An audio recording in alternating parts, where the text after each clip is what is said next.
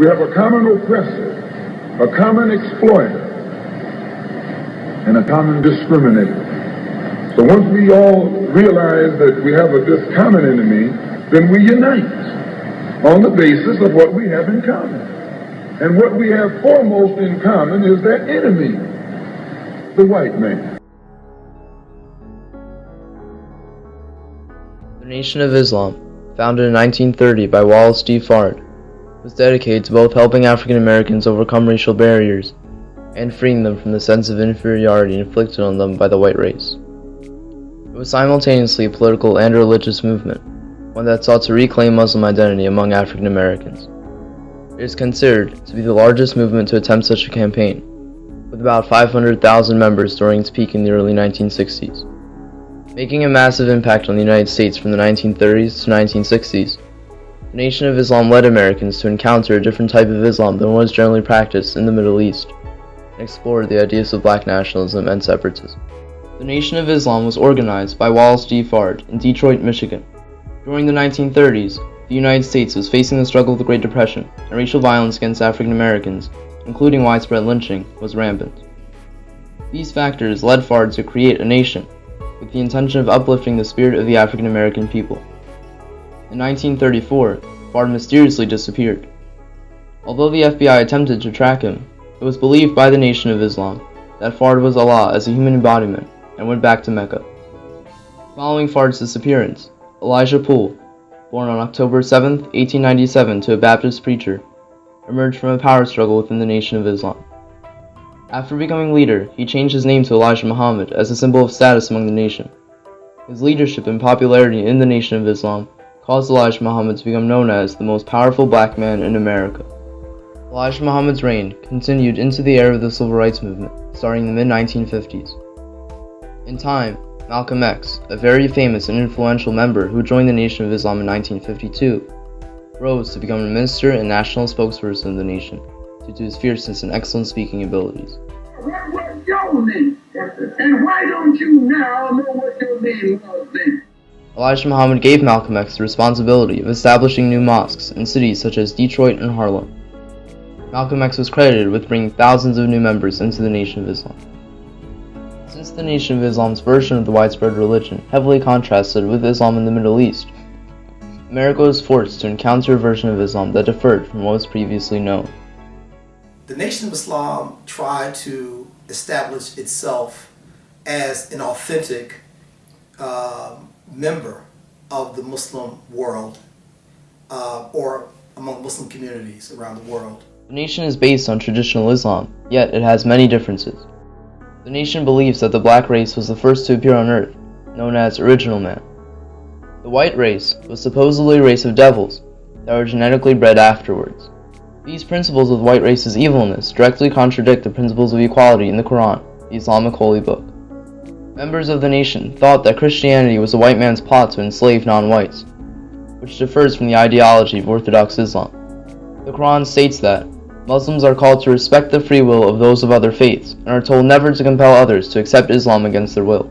The Nation of Islam forbids sexual promiscuity, intermarriage, and race mixing due to the risk of suppression of Islamic beliefs. A theoretical idea that members of the nation believe is that Allah appeared to them in person as Wallace Fard. Yet in Orthodox Islam, Muslims believe that Allah is the only God and cannot be portrayed as a human embodiment. And I shook hands with him and I said to him, I say, you are the one that the Bible prophesies that will come at the end of the world under the name Son of Man and under the name the second coming of Jesus.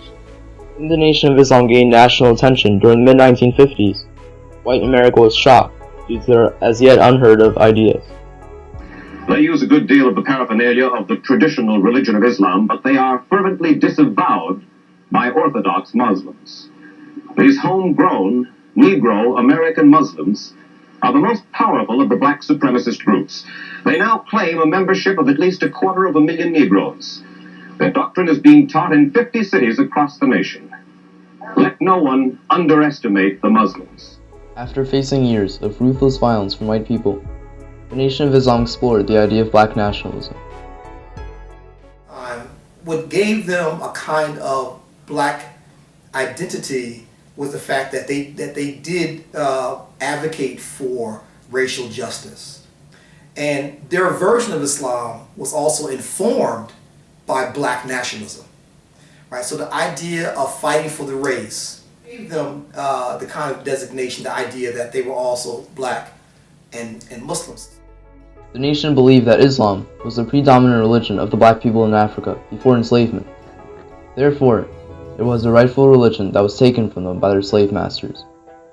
According to C. Eric Lincoln, author of The Black Muslims in America, published in 1961, the term black nationalism means the distinctness and glorification of the black people from other groups. This notion can be linked to the Nation of Islam's principle of black separatism. While many other black power organizations also center on black nationalism, the Nation of Islam was a prominent promoter of black nationalism due to its emphasis on cultural pride, economic development, and social separation. One way the Nation of Islam encouraged the idea of nationalism was by advising black Americans to reject their slave surnames and replace them with the letter X, because they did not want to keep the surnames that their white slave masters imposed upon them. Alternatively, high-ranked leaders, including the founder Wallace Fard and Elijah Poole, changed their names to Muhammad.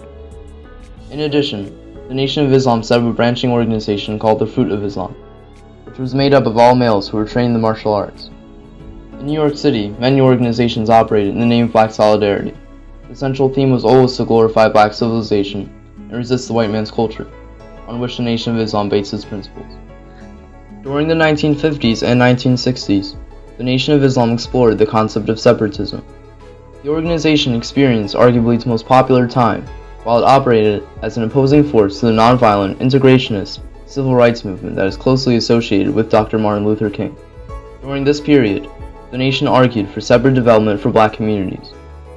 No, we don't believe in segregation. We believe in separation. A society in which we can stand on our own feet and take care of ourselves as other intelligent people.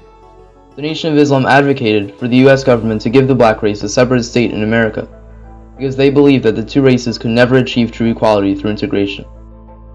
Elijah Muhammad believed that after 400 years of slavery and oppression by the white man, the black man had been led astray and made an enemy to truth, and only the Nation of Islam and their principles of separation from the white man could help him out of his plight. Many black Americans were drawn to the Nation of Islam by these plausible principles, as well as by a frustration with the National Association for the Advancement of Colored People.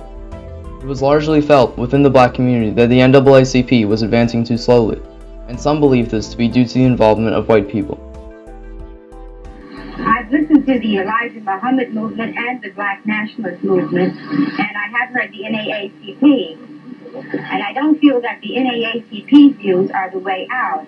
I feel that it would be better if it were more national, rather than integrated with the views of the white man in it, for the simple reason that I think that together, with our own people, more can be accomplished, rather than with the white man involved in it also, because as it is, we've already been accepting too many crumbs from this man, and we've never really gotten a real loaf of bread from him. In order to achieve the ultimate goal of complete separation from the white race, the Nation of Islam advanced by methods of partial separation. The Nation of Islam was opposed to intermarriage between blacks and whites, because this went against their goal of separation. Also, they created their own schools, which were controlled by black teachers, and their own businesses, which were owned by black businessmen. The Nation of Islam was a very active organization during the mid-20th century. Wallace Fard, Elijah Muhammad, and Malcolm X were important contributors to the success of the Nation of Islam. Not only did they recruit thousands of new members, but they worked daily for the greater good of the African American community. The organization still survives today, under the leadership of Minister Louis Farrakhan, but it is probably most memorable for its extensive work towards improving and strengthening the African American community from the 1930s to 1960s. The Nation of Islam must be credited for making an effort to develop the black community and make them self-sufficient from the white community, and controlling their own schooling and businesses, and through their advocacy for separation and their promotion of Islam. Overall, the Nation of Islam accomplished many of their goals, including forcing America to encounter a new type of Islam while exploring the ideas of black nationalism and separatism.